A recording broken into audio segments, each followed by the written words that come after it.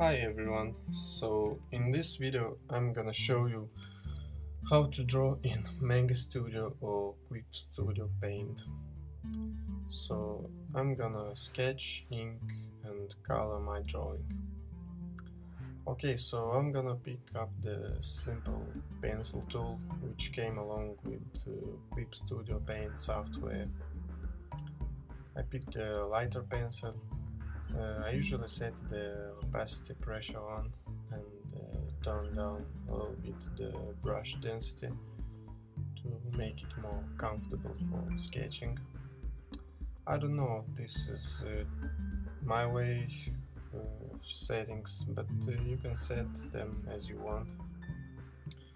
Yeah, by the way, I'm gonna draw one of my favorite characters from my childhood. It's about Goku from Dragon Ball Z series.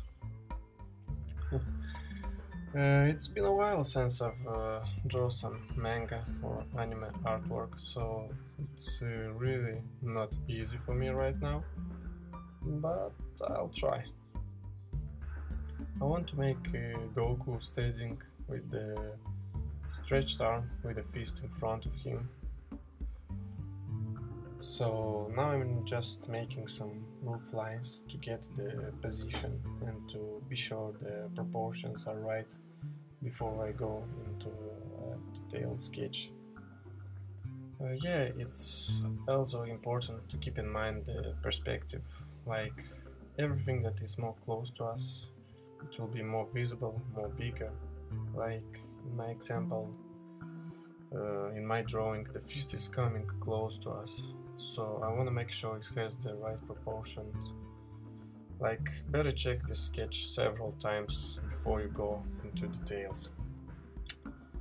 So after I'm okay with that, only after that I can go for a detailed sketch.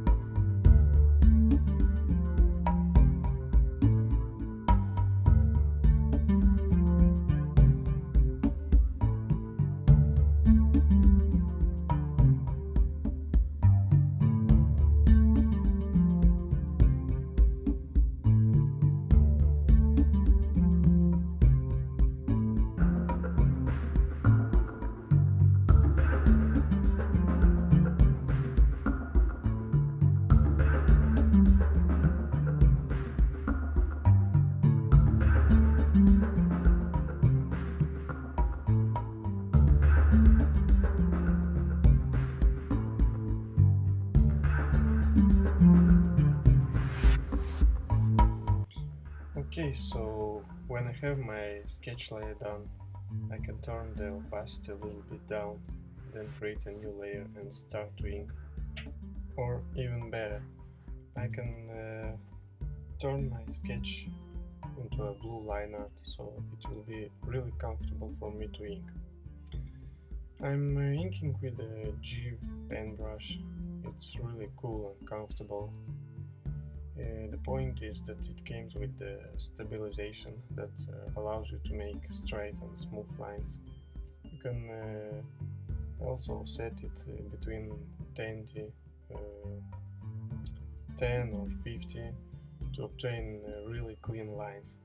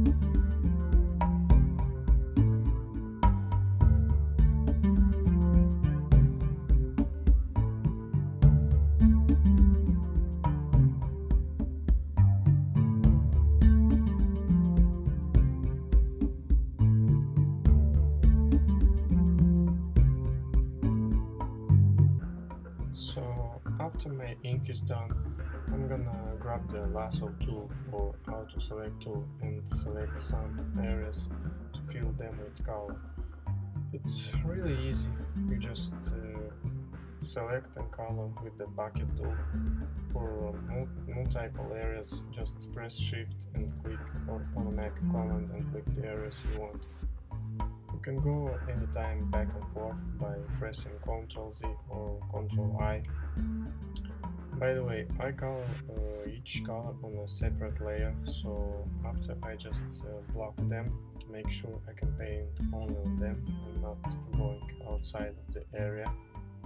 After I fill the primary colors, I can make now the shading, so I'm just gonna select some more darker colors to make the shading pop out.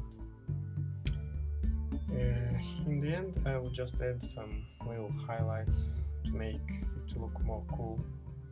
In my opinions, the details are the key for an art to look more cool.